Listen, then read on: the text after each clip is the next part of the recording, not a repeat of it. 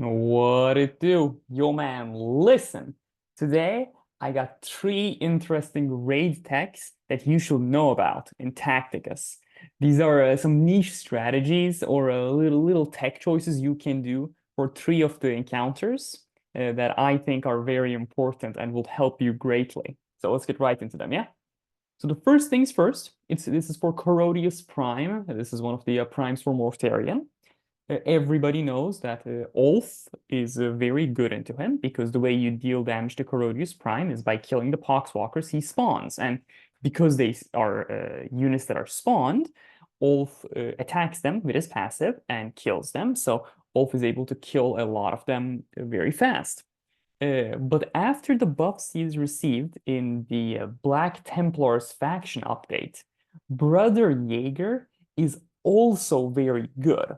Now, I was talking to someone, I was telling them my thought process, and they said, oh no, but Ulf is better. I'm not saying Jaeger's better than Ulf. I'm saying use Ulf and Jaeger. Then you can spread them out because Poxwalkers don't move that much. This way, you will be able to cover more ground with your characters so that more Poxwalkers will die. Unlike Ulf, Brother Jaeger is passive procs against the Poxwalkers that are there at the beginning of the encounter. So he also counters them, unlike Ulf.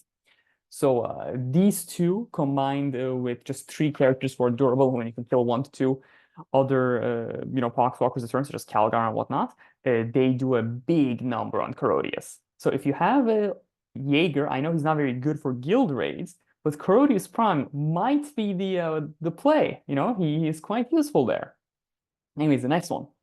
This is the Pestilent. Yes, Pestilent against the Winged Hive Tyrant Prime of Screamer Killer. Now, Pestilent's passive is any friendly ranged unit standing in a hex adjacent to Pestilent deals additional 1x blast damage on their ranged attacks. And then it says each time, and the Tyrant Prime, it says a built passive. It said each time this unit is dealt flame damage or blast damage, it loses X health. And so you can just proc the Winged Prime passive multiple times a turn with Pestilent.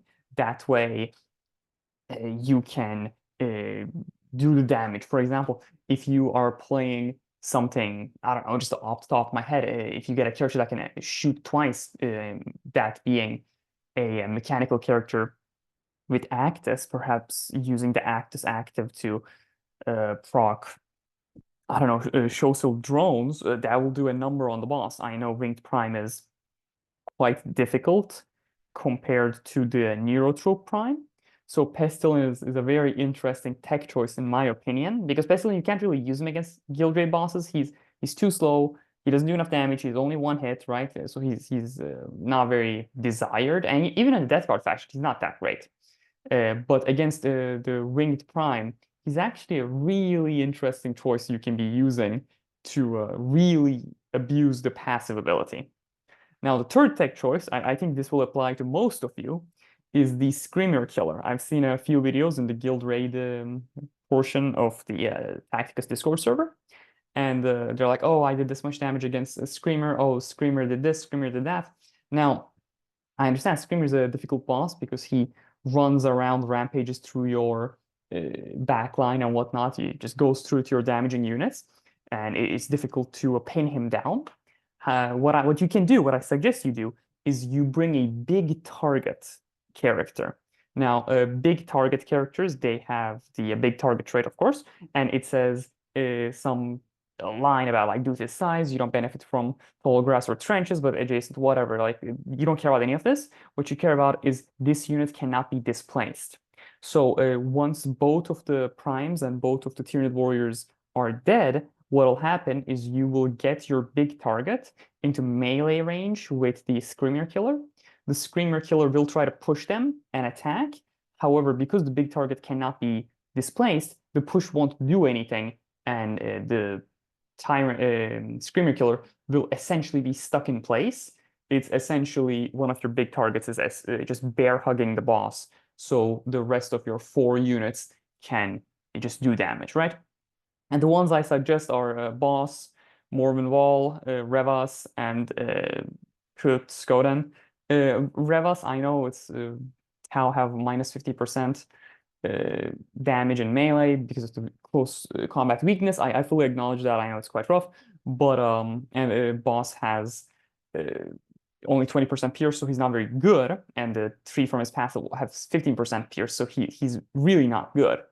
I acknowledge this, but don't think of these guys as like damage dealers. Think of them as tanks or supporting units that exist to make it so the rest of your team doesn't die and they can do consistent damage. Now, if you're a little like, if you're diamond threes and whatnot, you don't need this. But if you're a lower, if you're fighting against the legendary tree, Screamer Killer, and your units are, say, I don't know, like golds and silvers and whatnot, maybe like you have a diamond, it might be interesting to invest in a big target. Now, say you have a big target, but they're dying in 2 turns, 3 turns. What you can do is you can bring a healer for non-mechanicals. I suggest Insidious because I already have them, or Isabella if you have her, but you don't want to use Isabella's passive. I'll explain why. Or you can bring Actus for mechanicals. This is quite interesting because when Actus heals a mechanical unit, they attack. So it's as if you are, because when you bring a healer, you're essentially playing with 4 characters because the only thing the healer does is just keep your tank alive. And because the tank doesn't do that much damage, you're essentially playing with 3 characters. The best case scenario is you bring Morven Wall and Actus. That way you get 5 attacks effectively. Now the thing is, this is quite important. The way Screamer Killer works is if you're adjacent to the boss, he attacks you. And if the unit adjacent to the Screamer Killer has a character behind it, the Screamer Killer can bounce to that character as well. So it can hit through character, right? So in this example, if he's hitting LD, if LD is in right next to the boss, he's hitting LD, he can hit Thaddeus Noble and Mogan Ra as well. Because your big target is a tank and your healer is a fragile little guy, what you want to do is you want to constantly move your characters around. That way, there is no adjacent, right? LD, in this example, LD, Mogan Ra, and Thaddeus Noble, they stay in a safe distance away from the stuff. What'll happen is, let's say the Screamer Killer attacked. What you want to do is you want to move Actus to the right side behind Morven Wall. Actus heals Morven Wall. Morven Wall attacks with the passive, right? Because Actus heals makes mechanical characters attack. And then Morven Wall is going to move to where away from Actus. That way, the only thing adjacent to the Screamer Killer is Morven Wall.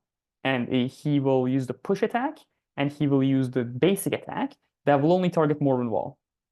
Now, next turn, what you want to do is you want to move Actus first, heal Morven Wall, and move Morven Wall out of the way. That way, only Morven Wall gets it. During this time, LD, Mogan Ra, and Thaddeus Noble, they are doing consistent damage to the boss. This is useful. I know, I'm trying to give you options as to what characters you can build, because I know people like Morven Wall and whatnot. She's not like super duper guild raid meta, but this is a use you can use her. Like, this is a very interesting tech choice you can be using to keep your team alive, especially if your raid team is not very leveled up. Anyways, you're awesome. I keep saying it. I mean it. You're very awesome. I do appreciate watching my videos. There's the Bloody Girls Discord server. If you join it, it's a very nice community. We share raid strats, and most of my knowledge and whatnot, they come from information I've learned there and cultivated with interacting with people. Really helpful community, really nice people. If you join, it'll be cool. I'll be like nice. Me saying nice is the biggest reward. Like, of course. If you join, say Draupnir sent you, and it'll be really funny. I'll get some cred. I'll get some street cred. I'll be respected and all that. Anyways, thank you very much for watching my video. I genuinely appreciate it. It means a lot to me. Have a good day and stay safe.